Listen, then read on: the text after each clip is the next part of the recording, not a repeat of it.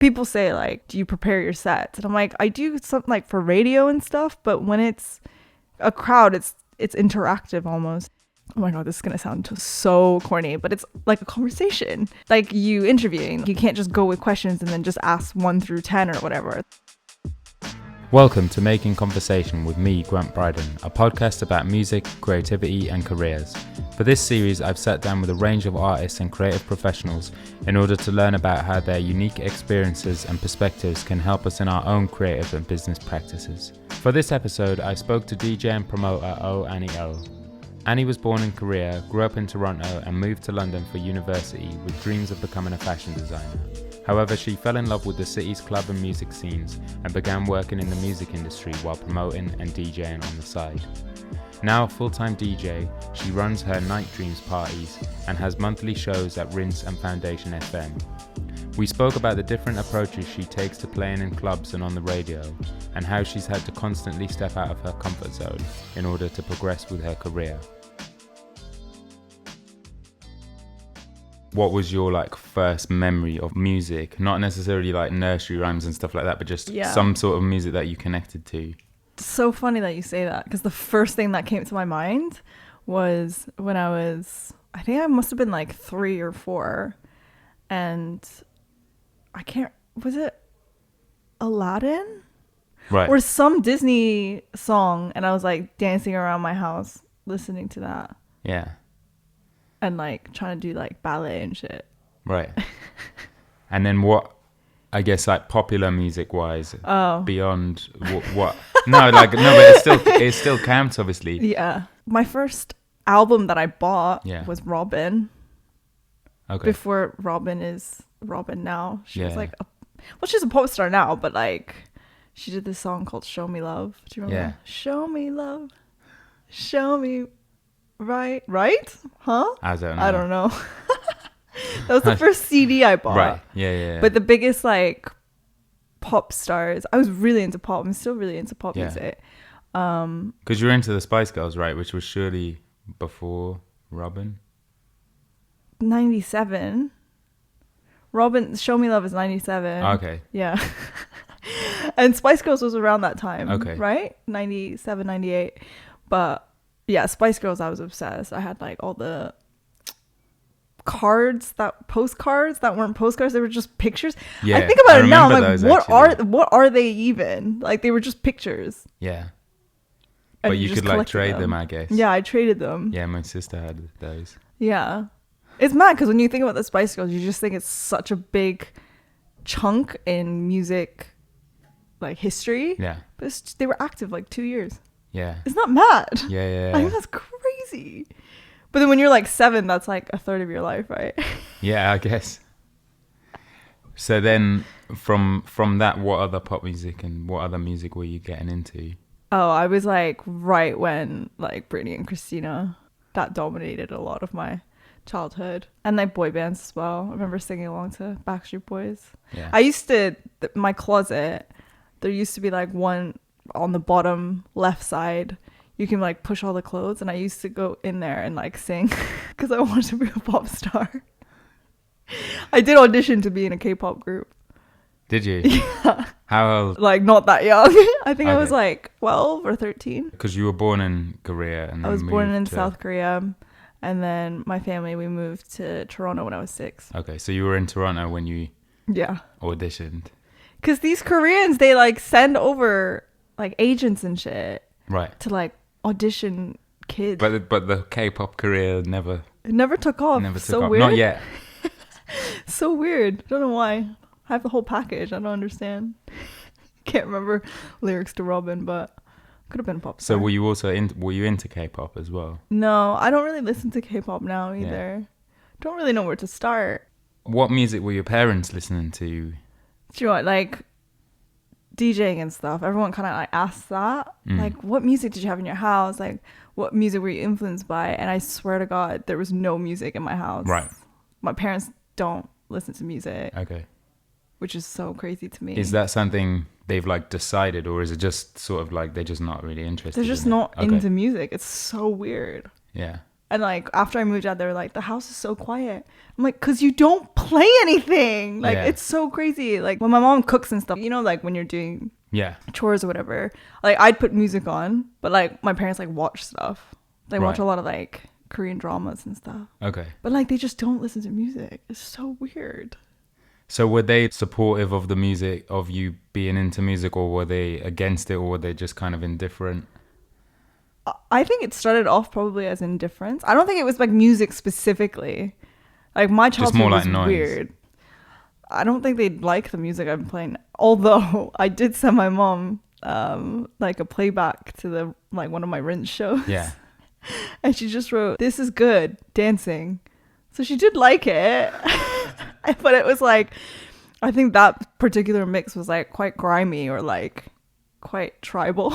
And I was like, couldn't imagine my mom listening to that. But they're really supportive. I mean, I think in any sense they just like the idea that I'm self-sufficient and I haven't borrowed money from them, so they probably think that I'm doing well. But I didn't grow up with any music, but like I had a crazy childhood. The amount of weird hobbies and shit that I had to do at school, because I went to an art school. Right. Like I did mime. Okay. For 5 years. I didn't know there was that much mime to learn, but okay. Yeah. What else did I do? Yeah, we auditioned. I auditioned to be one of like 4 backing singers for this like country act. So I would sing backup country songs. Yeah. So these hobbies, was this stuff that like you were like you were interested, because obviously some hobbies like that are more like parents going, oh, you should go and do this, or why did you end up doing these hobbies? It was through school. It was like in my curriculum. Okay. Which was mad. Not the singing thing, but the mime class, that was like in my schedule. My parents weren't really, they didn't, I mean, like typical Korean Asian parents, I did like math, like Kumon. I think they have Kumon here now, but I did like Kumon, like math and English and piano, but they didn't really push me doing anything else. Why did you end up in an art school? Was that something you decided? When I was in like grade 2, how old are you then? Like 5? No. I don't know, because it'd be different in Canada. Yeah, no, I was 7 or 8, and then I think my teacher told my mom like she should audition for this school, because you had to audition to get in. It was a free school. You just had to, and then I auditioned and got in. But do you think that being at that school kind of helped from an early age to promote that you don't have to just go and, because like say the curriculum here I think is quite limited, so like for me trying to do something creative, you'd always get pushed down like the graphic design route, because the subjects at school are so limited that you don't really think about that many things you can do. So it's like graphic design's kind of like a version of art that you can get paid for, so go and do that. Do you think that because you were doing so many different things? Yeah. I mean, the older I get, I think back at the school that I went to, and it is crazy that 1, it was free, and 2, like the amount of random shit that we had to do, and it absolutely changed my perception of what school was and what is normal. Yeah.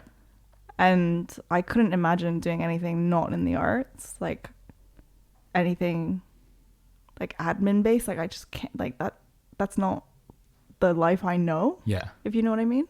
You know, when you're a kid and you just have things that you think that you're going to do when you're older. Yeah. Or you want, what do you remember, like what you wanted to, other than a pop star? I wanted to be a lawyer, which made my parents very happy. So you're in art school, but you want to be a lawyer? Yeah, I wanted to be a lawyer, and then that quickly faded. I don't remember what I moved to London because I wanted to be a fashion designer. Okay. Yeah. So how old was that? I was 18 when I moved here. So you finished this art school and then you go. What music were you into when you moved to London? I was obsessed with indie. Right. Indie rock. Yeah. Like my favorite band was like Block Party. Yeah. When they came out, and like all of that. And me and my friend Tess, she makes music now as well, but we were obsessed, and we were just like, we're moving to London, like that's it. When we were 17, there was a school trip. You went to Greece and Italy, and we were like, let's not do that trip with the school, and we're just gonna save up money and get a job. Like we both worked at Starbucks, and we're gonna save money and then go to London for like 3 weeks during the summer, and we did that. And we're just like, we want to live here so bad, like obsessed. Like, ridiculous. I know that you're obsessed with Weezer, so when did that? I've always loved Weezer, but I remember, well, like, I was too young for like Pinkerton and Blue Album, obviously, but I remember like Green Album. Like, I remember like Hash Pipe being on TV and like the music video, and then like Beverly Hills, and like it never really resonated that much. But then when I was, I think 16, 17, 18, I just got obsessed. I can't listen to that shit like in the background. Like, I can sing Blue Album, Pinkerton, start to finish. Right. It can't be like a social thing. It's too distracting. I can't listen to it. I remember going to Toronto. I can't remember what year it was, but like Drake was probably on Degrassi or whatever. Yeah, I remember.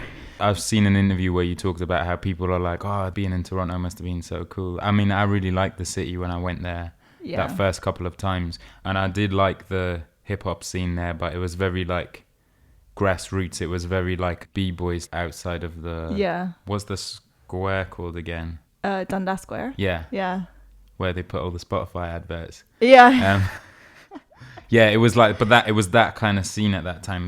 Were you ever like engaged in? I wasn't into hip hop at all. Like, I was into hip hop, but like Biggie and stuff, but I didn't feel like there was a Toronto scene.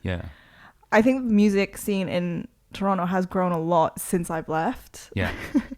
But yeah, when I was growing up, we always kind of looked outside of the city for music. Because the hip hop scene, it was more like graffiti on Queen Street. Cardinal Official was like the biggest. But it must be weird now to be like that city is like such a notable. It has its own sound as well. Like, people from other cities make music that sounds like it's from Toronto. Do you connect to it still? Do you know, I don't really feel that connected to the city in terms of music like that. I think because I moved away, like when I was last living there, I was at home, and I moved when I just turned 18 and stuff. I don't connect to it as an adult. I connect to it as a child. So when I go back, I feel like a teenager. But you get to have Tim Hortons. Which I don't. Listen, Tim Hortons is just, it's shitting all over me because they have a thing in Cardiff, Glasgow. Where else did you tell me? Somewhere, Barcelona or something? Yeah, Barcelona, there was one. Why is there not one in London? I'm so confused. I went to the one in Cardiff. Like, not specifically, but I was there, and I was like, I gotta. I like to think that you were just desperate for it, so you just got a train. I was so desperate. But yeah, I don't really enjoy it that much when I have Tim Hortons, because it's not like great quality, really. But it's just like a thing that, it like reminds me of home. Yeah. So when you moved to London, you moved to become a fashion designer. And where did you go? I went to St. Martin's to study fashion, and I did a foundation degree, which they didn't tell me what a foundation course was. When I was in Toronto and I did my interview for uni, which I thought was uni, but turns out foundation isn't. Can you explain what it is, just for people who foundation? Do you know what? It was free at the time for like home and EU students. I'm not even quite sure now, but I think it's if you didn't study art at all and you're just coming from like college or whatever, then you do a course like a year in foundation where you get the general foundation of the arts, isn't it? And then you can apply for a degree in your chosen speciality that you choose in foundation. So I came from like an art school background for like 9 years, and I go to foundation, which at the time, and I know this was about 10 years ago, it was like £8,000 just for the foundation thing. And I remember them telling us to go outside and like take a piece of paper, put it up against a brick wall or something, and do like pencil rubbings to get like texture. I was like, what the fuck is this shit? And my parents are paying. You've been doing mine for 5 years. I've been, I could. And I was doing like the school that I went to, like we did like conceptual art and everything. And then moved to London. My parents are paying, like at the time, it was probably like 16,000 Canadian dollars. For me to do this shit. I mean, I didn't tell my parents that. They thought it was like part of the degree, and like I couldn't tell them because I was like, this is so embarrassing. Because I think that goes back to what I was saying about the curriculum. The creative curriculum here is so limited. And so like you do graphics or you do art, and art generally, like my art course was like paint Tupac in the style of Andy Warhol. Do you know, like it was stuff like that. It was like putting a really basic Photoshop filter on a picture, like projecting it onto the wall and then drawing over. Right. It was like stuff like that. So I think you do the foundation course, like you say, to like open get you a up broader and stuff, thing. yeah. And like my mistake was that I skipped it and ended up doing contemporary art that I didn't really know what it was. But it's worked out fine. We're here. I mean, I do understand like how privileged, how much of a privilege it is to be able to study like art in one of the most expensive and amazing cities in the world. Like, I'm not, knocking it, but foundation course is fucking bullshit. Can I tell you? It's so bad. And I chose fashion, and as soon as I did that, I was like, nope, this is not for me. I hated it. It was awful. Okay, so at the end of the foundation course, and then you chose fashion, or I applied, right, and I didn't get in. But that was like because I was doing the foundation at St. Martin's. It was like earlier you could apply, and then I didn't get it, and then I was like, okay, shit, like what do I know and what can I do to get into uni, because I need to stay in London. And so in about 2 months or something, I just made a fine art portfolio and I applied for fine art and got in. Okay. Why did you need to stay in London? What was it that was keeping you? If you didn't like the course, what was it that was keeping you? I don't know, just London. I needed to live here. So at this point, what music were you listening to? Oh my God. Was it still the kind of indie rock stuff? By 2007, 2008, electronic music was really big, wasn't it? Like all the Ed Banger lot and like like Justice and shit. They were massive, man. Yeah. I think I was still kind of in that phase. I was into like electronic, like kind of club stuff. Yeah, so I guess you're like doing this foundation course, starting a party in London. So how was fine art? It was fine. It was my way of living here, basically. Right. To be honest, I wish I put more into it, because I think uni is like totally whatever you put in, you get out. Yeah. But I just didn't give a shit, because I was working in a bar, met like some really good friends of mine, just getting drunk and like meeting guys and just enjoying my first few years as an adult and living in my dream city. I kind of did the bare minimum, to be honest. Yeah. I still enjoyed it, but it wasn't really for me. And then when you finished the course, what was the next step? I just wanted to get into the music industry. Yeah. Like, where did that art. come from? My love for music, really. Yeah, I don't think it was specifically like I need to do this or this is the next step, but it just felt natural, and it never occurred to me to. At the time, like, also I couldn't. The year that I graduated, they got rid of this like post-study visa, which you used to be able to get as an international student. After you do a degree in the UK for 2 years, you can get a visa and like apply for jobs and whatever. But the year I graduated, they got rid of it. Right. Theresa May, lovely.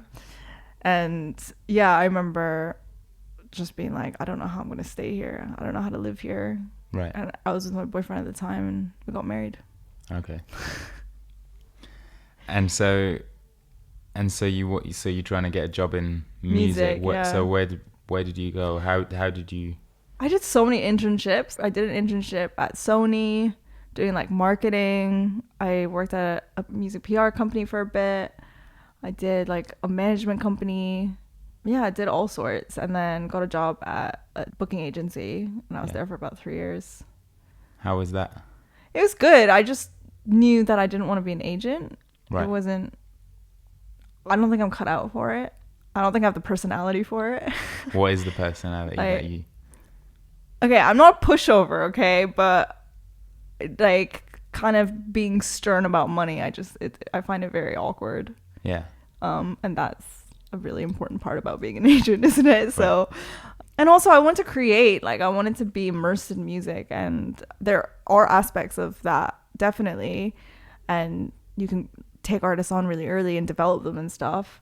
But I just kind of knew it wasn't for me. And when did you realize? I think I knew almost straight away. But the people I work with, I love so much. And even now, like some of my best friends are from that job. And I think I stayed because it was just, I love the people and got to go to like loads of shows and like festivals and stuff. But then DJing started kind of like... Yeah. So obviously you're going out. When do you go from being like in the rave to wanting to be the DJ? Do you know what? Because I feel quite shy. Yeah. So it's not really a job you would think a shy person would want to have, because it's quite anxiety inducing. Yeah. Because you're pretty much like at the center of the club, right? Yeah. Like, and you kind of control whatever. The thought of that is actually terrifying. But DJing just kind of just happened organically, and then I started just getting booked for more and more gigs, and then it just got to a point where I loved doing it, and I started promoting and stuff in my party, and then it just made sense to just pursue that full time. How did you learn to DJ? So when I was working at this bar, me and my friend, we started promoting, and that's like in air quotes because we did this was like back at the time when people like flyered and shit, and I know like flyering still exists now, but there was no Instagram, there was no like Facebook ads and shit. Like we had to do everything ourselves. But anyway, we were working in this bar, and now he's like an insanely successful menswear fashion designer. But anyway, when we started, we were working in the bar, and because we were listening to like promoters every weekend, like it was a really good dive bar, and we had like loads of good promoters and DJs come in, and we would just listen to the same stuff like over and over. We're like, we can do this. Like, not technically, we couldn't do as well as them, but like musical tastes and stuff, we were like, fuck it, we can do it. So we started doing a club night, and it was called Dip It Low. Right. And it was, his DJ name was Ludacunt, and mine was Rihanny. And we used to, because he's 6'5" and I'm 5'2", so I was like, we should be called Biggie and Smalls. Like, that's amazing. And then some other promoters that we'd never heard of hit us up and were like, you can't take that name. And so we were like, okay, I'm gonna be called Rihanny, and I'm gonna be Ludacunt. So it was 90s like R&B kind of stuff. It was DJing, but it was not good. And this was when like we had to use CDs. We had to use CDs on CDJs. Like, I remember having like candles to look at like the track list that I'd written out for like the burn CDs. Like, oh, the DJs that didn't have to go through all this, they'll never know. But we started doing that. And then I think my friend that I had gone to uni with or something, she put me forward for this gig. This agency that she knew was looking to book DJs for like H&M in stores on Oxford Circus. She put me forward. I was like, yeah, okay. And then I had to send in like a track list, and then did like an hour audition and stuff, which was terrifying because it's like the flagship store. It's like 5 floors, and I'm trying to play like music that's friendly for H&M and like clean tracks and stuff. That was so scary. And I got it. So I started doing that, and then I started doing more branding stuff, because as soon as you say you DJ for H&M, like Topshop want to book you, and then makeup shops like Benefit and stuff want to book you, and it just kind of, I started building up my like brand DJ portfolio or CV. So I learned how to DJ from those H&M gigs, right? Because they had 2000s, and yeah, I just started learning like on the job. When did you start to shape a sound that you wanted to? I'd say a couple of years ago. So when I'm talking to you about, that was I think like 5 years ago. Right. When people ask me like how long I've been playing, I say like 3.5 years full time. That's when I quit my job, and that's when I really started focusing on developing my sound, like, as you say, or like what I'd be known for. Yeah. It's like, obviously I do some brand stuff now, and there's all types of music that people want for those kinds of events, but mainly now I would say it's like I'm primarily like a hip hop and trap and like future sounds kind of DJ. Yeah. So I just started putting my own mixes out on SoundCloud. Because I guess now you're also known for playing a lot of edits and stuff like that, whereas at that point, I'm assuming from what you said, you're playing more like big R&B, maybe pop songs, stuff like that. When did you start to sort of move towards edits? At the time when I was doing a lot of R&B club nights and stuff, I found that there were a lot of other DJs doing that, and I wanted to find something that was different that I could do that would make me stand out more. And like, I just love, I mean, Soul Action's like really influential for me. Everything, like their whole ethos and like their brand and just like music as well, and just that influenced me. Yeah, doing edits was kind of my way of like standing out at the time. When you've got a job, a full-time gig that you know you're going to get paid for, and then you have to take that leap of faith and sort of back yourself to go freelance. Yeah. How was that process for you? When I talk to my friends now, they were like, you were shit scared. Like, you were so scared about leaving and going freelance and not having income and stuff. I don't remember that at all now. Right. I really don't. But I can imagine, it is really scary to know that you have an X amount of money coming in and then immediately thinking, do you know, and I get that sometimes even now when I have like a regular residency, and then this happened recently where the venue just shut. Literally that week, 3 days before I had a set, they just shut. Right. And you need to like account for stuff like that, which that is scary, but I can't imagine not being freelance, you know? How did you know that it was the right decision for you? I was like really depressed. Okay.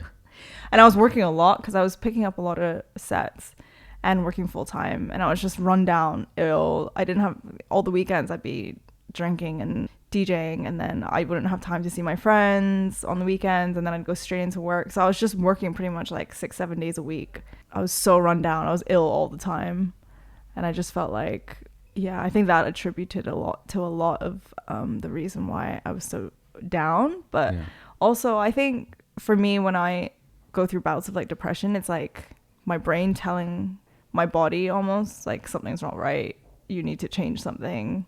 Yeah, it's just your brain telling you, for me, that you need to shift something in your life. Because I like to think I'm like an upbeat person, but I go through like just like times of when I'm really down and stuff, like everyone. And at that time I was going through a really rough time, and then I was like, I need to make a change, and that just made sense to me. And at the time I was making like money enough to kind of quit and then like do that. In creative jobs particularly, it feels like because you get a lot of highlights, you get a lot of highs and lows. You get a lot of like, one night you were doing some crazy gig that you've wanted to do forever, and then the next day you're just like back to normal. Just like, how do you navigate those? I think it humbles me at least. Like this summer I did this insane gig, and they like flew me out. I had like a suite to myself, and it was beautiful, and I had a driver. And then the next day I flew to another city, and I stayed in like the shittiest Airbnb, and it was like basement. There was a cockroach and stuff, and I was like, wow, well, went crashing down back to earth, didn't I? Yeah. But I find stuff like that humbling. Like I never want to be like, oh, where's my driver? I mean, those are kind of like the non-work side of things. Those are kind of like just the outside benefits. But yeah, there are times where I'll do like an amazing set at an event, and it was amazing, and then the next day I'll do like a normal like admin. Or like and it's just, I don't know. It's just because I feel like the mind kind of gets comfortable when there's consistency. Yeah. And I feel like with creativity, it's never really that consistent. Yeah. And so you kind of have to figure out how to cope with that. But I like that balance as well. Yeah. Of like the boring stuff too, because then it makes the highs like so much higher. Yeah. If it's like, if you're getting just the highs all the time, then that's not really a high. That's just normal. Yeah, and then exactly. You lose the spark. Yeah. But yeah, I think all the negatives and like the bad points are important to, I guess, your growth as well. Because if you're just doing like 6 sets all the time, then like you're not really gonna grow. You're just gonna carry on at that level mostly. But I don't know, when I have a bad set, I'm like, I'm never having a bad set again, and then I really push myself. I feel like it's the most annoying part of a creative job, really, but especially as a freelancer, self-branding is really important, right? At what point did you realize that was going to be something you were going to have to do and start putting that together? The thing about self-branding, I find, is really cringy a lot of the time. Yeah. And it's exhausting too. And it just makes you think like, why am I so full of myself almost, to the point, because you're trying to design essentially like how you come across, you as a brand. And it's just, sometimes I'm like, I'm so sick of thinking about myself. I can't remember I can't really pinpoint the exact moment. I'd say when I really decided to take DJing seriously. Like I quit my job like 3.5 years ago, but I would say I started taking like absolute seriously like 1.5 years ago. Me and my ex of like 8 years, we split up, and because we were together for so long, a lot of my time and energy and focus was part of that, and like the life that we built together. And I'm an all or nothing person, so like for me, my number one priority was our relationship. After we split up, all my energy and everything went into just myself.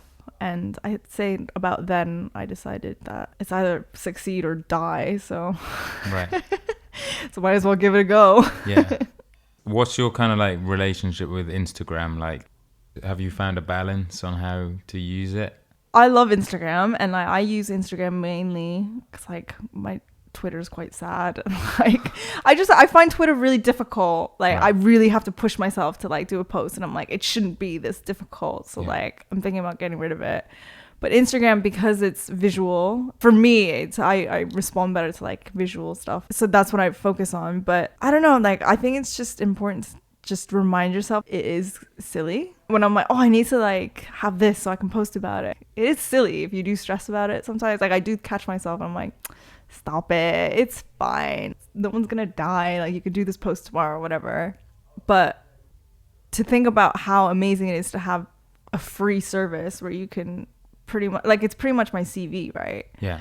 And it's a means to promote. And like obviously you can do sponsored ads and stuff. It can be like just a free way to promote if you do it correctly, and a way to connect with people. When people ask for like a business card, I'm like, take my Instagram. I know that it's such a good and positive thing, but it can, like sometimes you find yourself like just scrolling, right? But it's fine. How important do you think it is though? Do you think if you got rid of it, would it affect? Would I exist? Yeah. That's so scary. I definitely need it for work. Because I feel like you do a good job of putting a bit of lifestyle into it, a bit of humor into it. Oh. How do you balance how much you want to give people of what your personality's like and stuff as well as... I think you have to, don't you? Or else it's so dry. I think so. It's so like, if you don't have an individuality about it, if it's just like flyers for shit, like that's cool if you're like really big or successful or whatever. But I don't know. It just have to be funny. Life's funny. Why not? Do you find that you end up comparing yourself with other people because of it, or... Yeah, I mean, the amount of people I've had to mute sometimes. Right. But that's not on them at all. It's Yeah. my own stuff. Like, I know that about myself, where I'm not competitive in the sense where I want other people to fail so I can succeed. It's not like that at all. But it hurts my self-esteem, if anything, which then just makes my productivity like shit. So I just know sometimes, and it's, I think the pace of DJing as well, you almost need to have something like once a week or twice a week. And if, let's say you have 1 week where it's not the biggest gigs, but then another DJ will have like a massive show or whatever, you can just literally that day be like, I'm a loser and I should just give up. Like those Yeah. are, it's just so crazy because it's so dramatic. Yeah.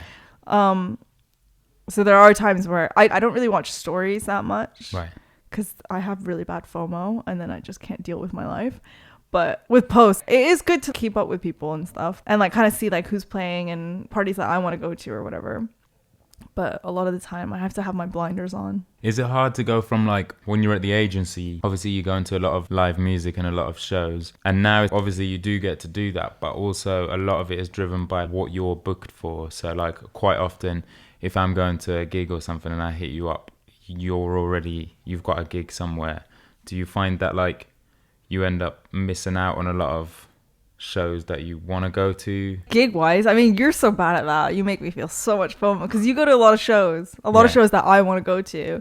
But if I have an earlier set, then I just miss all of it. But it is work at the end of the day in terms of earning an income because I don't have any other sorts of income.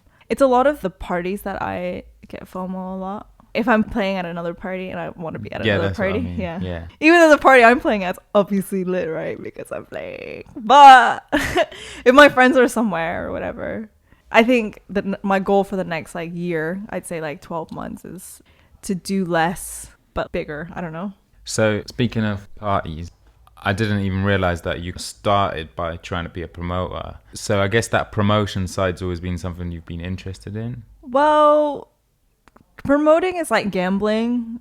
Yeah. And I'm addicted to like the win, I guess, of promoting. Okay. That's a very pessimistic way of putting it. But the highs of like throwing a sick party and like having an amazing time and watching everyone have a good time and making money, that is such a high. Promoting is pretty much like one of the most stressful things ever. Yeah. Like it's so stressful. Was NightDreams the first party that you started? Yeah. Or have you tried any other Well, ones besides before? Dip It Besides Low. the bar. Yeah. Okay. But that, we didn't have like massive costs. It was just something that we did together at a bar. It was just like a free entry bar. It was like really easy. But NightDreams, like I started NightDreams because I was doing a lot of branding stuff when I was DJing when I first started. And then I wanted to start doing like club bookings and stuff. But obviously like no one really knew me like that. So I was like, fuck it, I'm going to throw a party and I'm going to put myself on the lineup. And then I started doing that. And then like the parties were good. So people, like I could hit up other DJs to come play. And then you're kind of seen on that caliber, right? Yeah. So promoting NightDreams was a way for me to DJ more and DJ the music I wanted to. If you start your own thing, you kind of get to like skip a lot of the ranks that you'd have to work through if you were just if it's good. Yeah, of course. Which it was. which it was. It was, although I do remember like once it was really bad. Like I had one, and it wasn't even that bad, but it was like quite, in my eyes it wasn't good, and I just went home and like cried right at like 4 a.m, like drunk, like meh. But yeah, if it's good, it's definitely good. Yeah. And I started doing everything myself. Like there was a few that I just DJed the whole thing as well. So I was like promoting it, DJing the whole thing. It was mad. Where was the first one? What was the first one like? How did you come up with it all? So NightDreams, like the concept behind it is nightmares and daydreams. So nightmares was my interpretation of like the really like hard music, like really trappy and grimy and stuff. And then the daydreams was kind of like the more like dreamy, like future beats kind of like edit side, which both of them I like. If like, you know, my sets usually contain like a bit of both. So that was my idea behind NightDreams. And then the first one I did in a little bar like in Clapton, which was like 50 cap. And yeah, it was just me DJing the whole time. It was just like for people to come down. It was free entry. And then after that, I got offered like a monthly Saturday at Birthdays, rest in peace. And I was like, fuck it. Like that in itself, I felt like I was skipping a lot of steps. Yeah. But I was like, I have to do it, right? Yeah. Like if opportunities are just given to you like that, that's mad. Like just do it. Like how many promoters are emailing them asking for a monthly Saturday, like straight off the bat. So I did that. And then I was there for about 2 years. And I did it monthly, which is exhausting.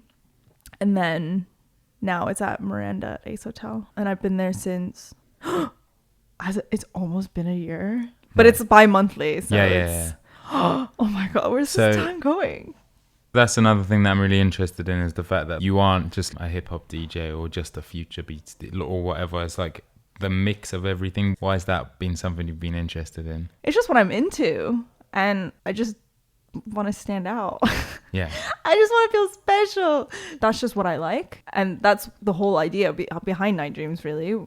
It was just a mix between something, because I love like ratchet shit, like loud and dirty music, but then I love the soul-lectiony kind of vibe as well. And I know so many people that do, so why not combine it? And at the time when I wanted to start it, there wasn't really parties like that, or there weren't that many DJs out there doing that. Because I think that wanting to stand out thing is important, because there is a lot of people who want to DJ because they want to play like the biggest 5 songs of the moment and get that big reaction, whereas it doesn't feel like that is the point of it for you. No, like if I then anyone could do it, right? So with NightDreams, as well as being a promoter, how do you choose who else is on the lineup with you and where you kind of like put people in the lineup? Well, it started off booking friends or people who I met out or whatever. But the focus now is trying to get like a live PA aspect or having like a headline DJ and then building the lineup in terms of who would fit best. But then also now I know so many amazing friend DJs that it's not easy, but it's easier than it has been in order to get like a sick lineup, because so many I've met on similar lineups and stuff, and it just kind of makes sense sometimes. And do you think having that position of being able to book people helps you in other ways to be able to sort of extend your network and to of course, like getting in conversations with people who are just even like agencies, managers, like it's just good to have those conversations. It was really scary at first, but I think nothing is worth doing if you're not shitting yourself. What do you think is the biggest thing as a DJ that you've learnt from the NightDreams parties? It's really important to be a good warm-up DJ. Yeah. Not throwing shade at anyone or anything, but it makes such a difference when there's a really good warm-up DJ. Because if a DJ comes on at 11 or like even 12 and they're playing like all the bangers, then you're like, what's left, right? Yeah. Warm-up DJ is very important. How do you balance between playing the music that you want to play, but also pleasing the crowd? Because I think to be a really good DJ, there's like a fine line that you have to be able to balance between the two. I always think DJing is a democracy. It's not always about you. Unless you're literally booked. But then even then, it's like, I do feel like you have to read the crowd always. Like people say like, do you prepare your sets? And I'm like, I do something like for radio and stuff. But when it's a crowd, it's interactive almost. It's oh my God, this is going to sound so corny, but it's like a conversation. Like you interviewing. You can't just go with questions and then just ask 1 through 10 or whatever. It's like you have to, you're bouncing off of energy and stuff. Yeah, responsive. And I always say DJing, club, all of that, it's a democratic thing. So you obviously want to give and people, if people know you and stuff, like they want to hear like what you have to bring or what you play normally. But then it's so important to just read the crowd. It makes such a difference when a DJ is like responding to the energies back, because then, or else the set's just like quite flat. Is there a responsibility though as a DJ to give people new music, to like have them discover stuff? Because I'm finding that it's harder to discover new music at a lot of parties now. Yeah. I think people are really up for listening and dancing to stuff they know. Is that a nice way of saying it? In my experience, people haven't, maybe earlier sets, but when you've got like a later set and stuff, I think people, especially in the hip hop kind of scene, the pace of mixing is so quick that I think even if you lose the crowd for like 10-15 seconds, which doesn't seem like long at all, but it seems long to you. If it's flat, like if the response isn't there, it is the longest time. Yeah. But then you kind of have to play out a little bit of the track so that like just to be like, no, I meant to do this. Yeah. I think that's what I love about radio, because then I think people have a different hat on when they're listening to radio than they do when they're drunk at a party. It's a different environment. Do you think edits help with that as well though? Because you can play an edit that's like some random producer with some sort of Drake a cappella that everyone knows. I love that. But that's what I love as well. I love kind of like keeping people on their toes, really. Just be like, oh, this is sick. And then like, this is not how I thought it went. And then liking it. I like love that. That's why I love edits. Like that's my favorite part of DJing. For people to be like, oh shit, what? And then like coming up and being like, what is that remix? Going back to what you said before about the importance of warm-up DJs, obviously you've supported a lot of different kinds of artists as a DJ, and I wondered what that process is like, how that differs from the radio stuff, the club stuff, how you prepare for that. That is so artist-based, I think, because the answer's in the name, isn't it? You're supporting. So like it's different if you're an artist and you're booked to play your songs to support an artist. And I'm not putting myself down even, but I'm booked as a DJ to warm up the crowd, or like basically, or even fill in the gap, or like just so people don't get bored. I don't think I'm at that stage yet where people are like, oh, sick. Or maybe, you know, hopefully I'll get there, but I don't think I'm at the stage now where I'll be booked and like people are like, oh, sick, we need to go see her set before, because I know she's going to play this. So like I just want to compliment the artist, so I'll be playing stuff that is within the field but still have an identity to the set. But I think for me it's mainly to keep the artist and like promoters happy, really. Yeah. Because it's not my show. Yeah. And it's an honor, I'd say, like to be asked to do those kinds of gigs. Like I really enjoy them, so I don't want to, you know, step on any toes or anything. Who are some of the people that you've supported? The one that I was so excited about was Khalees. I supported her last year. That was amazing, obviously, because it's Khalees. I supported Joe K from Selection, Yeah. and that was so much fun because then I just played. Because that is I just tried to play not yeah. the edits that like I knew he was gonna play, or like that was one of my favorites. I supported Leon Bridges at Brixton Academy, and that was the biggest venue that and he sold out 2 nights. That was insane. Just to be on the stage at Brixton Academy, it was so weird. I was like, okay, cool. So how do you go about, like, say Leon Bridges? Yeah. So say with that one, what information do you get given? For that one, like none. For Okay. a lot of them, I don't get like a specific brief. Right, yeah. It's just more like, This is more like common sense. So then how do you prepare for Leon Bridges? It's more just like the same kind of vibe, I guess. So just kind of like the same-ish tempo, and then I played a lot of edits. But is it different to like Khalees? Yeah. Like the preparation, Well, I mean, also like you're expecting like a different crowd, right? Yeah. So like Leon Bridges, I'm not going to get like ravers right. because that's not really his audience, like going to see him on like a Sunday night. Whereas like I think Khalees maybe it was on a weekend or something. Like stuff like all of that I take into consideration. Yeah. And then the kind of stuff like she's gonna be playing are like massive, like dancey kind of like people going wild. So you want to play some party tunes. It's a lot of judging. I judge Right. just quick judging of. So then obviously you also do a lot of radio stuff, as we've mentioned a few times. When did you start doing radio? You know, I was terrified of radio. Yet again, another thing that I was so scared about doing, but has been such a good thing that's happened to me, or like I'm actually really proud of myself for doing. My next show's like next week, and I'm scared still. I started getting asked to do like a couple mixes for people's shows, and my first one was on Represent, Dolby's show, and Right. yeah, I remember getting that email and be like, oh my god, that's amazing. So did that, and then did a couple on like online ones, and then yeah, last summer I really wanted to have my own show somewhere, or like do a guest show. And I remember this specifically, I was with my friend, took a half day, and we went to the park to like chill, and yeah, I just got an email from Vince FM like, hey, listen to your mixes, like, do you want to have a show sometime? And I remember like jumping up and down, just being like, I can't believe it's just come to me like that. And then so I started doing like a couple like guest shows. I got asked to be a resident in February. Now I have a monthly show. Yeah. Which is sick. Please don't take it away. I love it. Do you think that it's important for a DJ to have mixes available online then?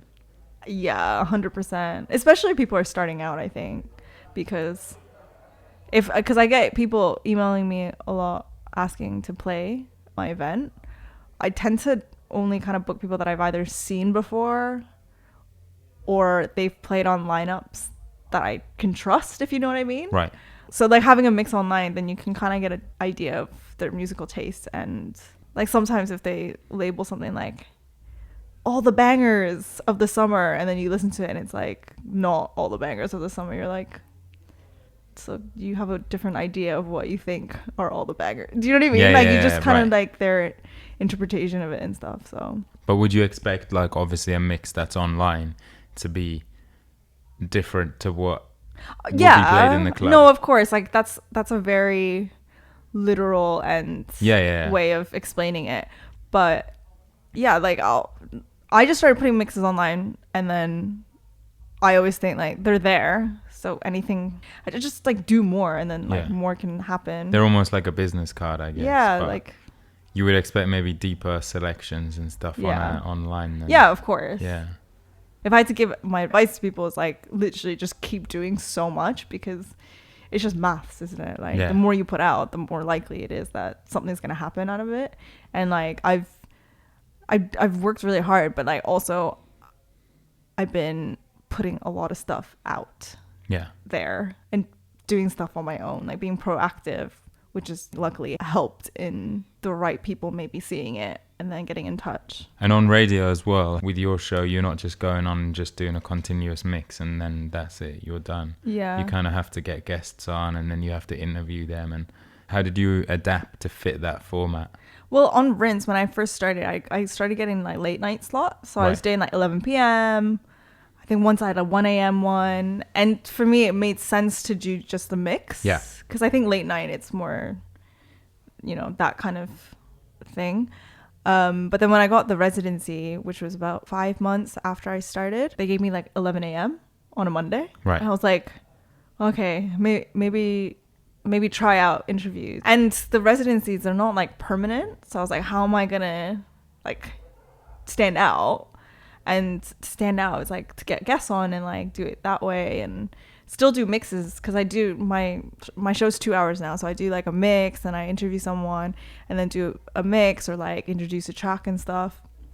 But to me that was me bringing more to the station, but it's so scary. Yeah. And do you think even that change in your slot, going from a nighttime slot to like a Monday morning slot, yeah, no, it's totally how's changed. That? Yeah, how did you adapt to that? Just always scared, Grant. I'm just always scared.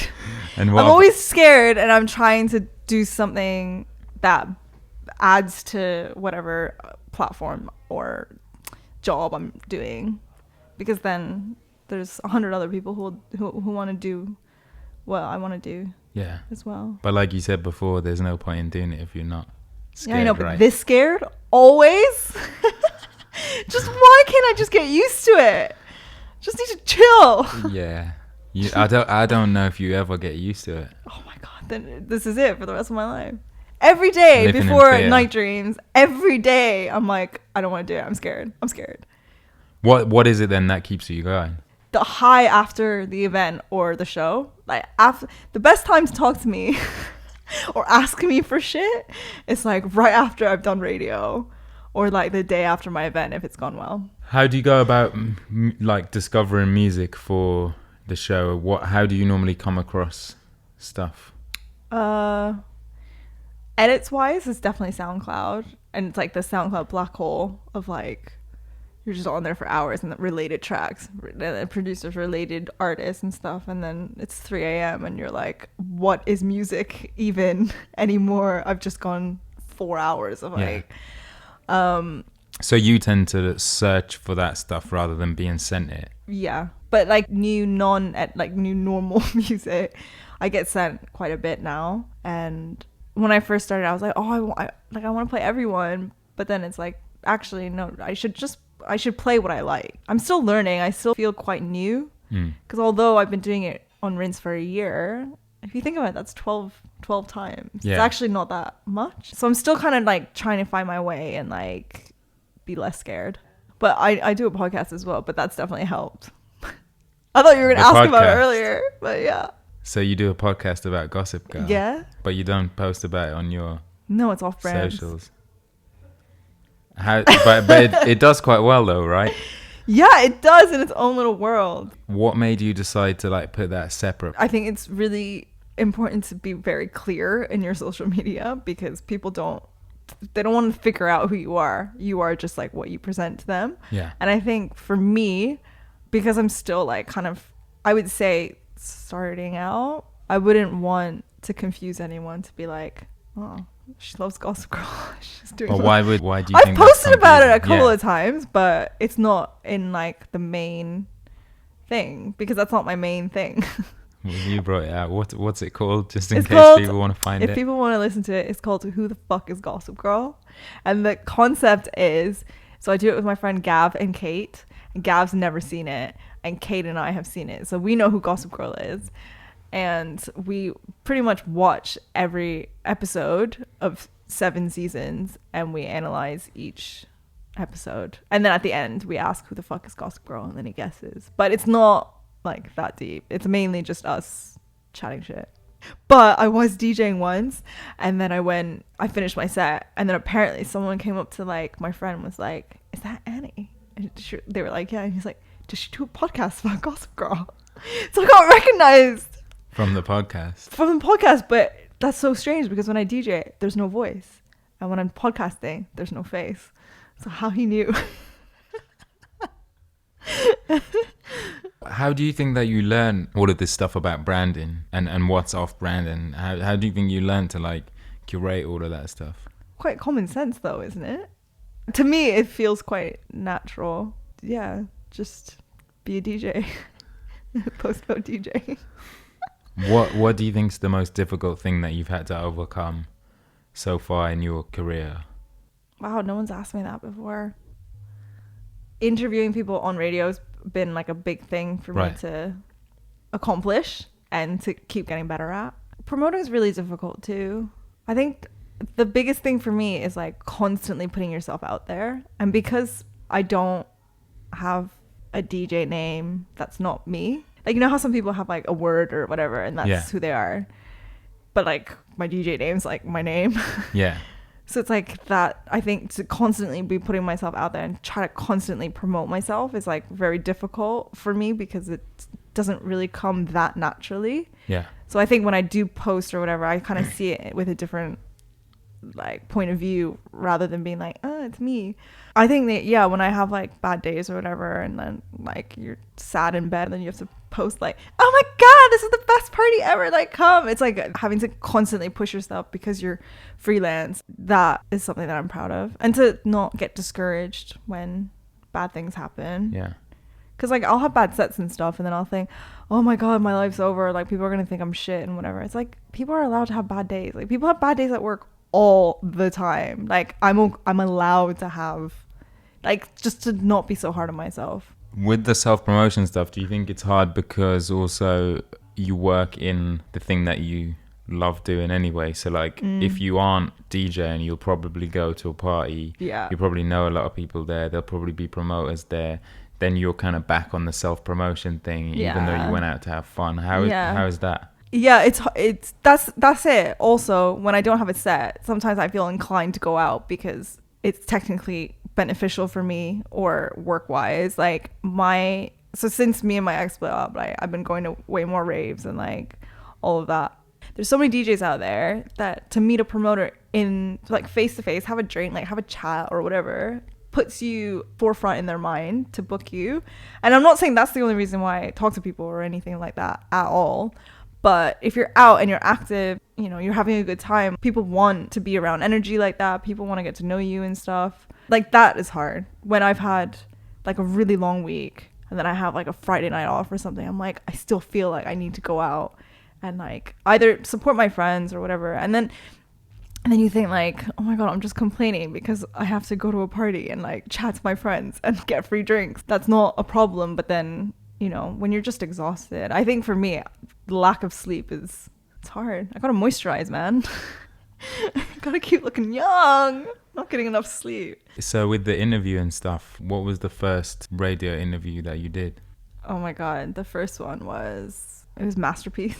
And how was that? He was really late, but it wasn't his fault. So at the time it was like an hour show and he lives really far and like he had to get the tube, but there was a fire at the tube station. And bless him, he like took a picture of the sign. He was like, see, I'm not lying. And I was like, dude, it's fine.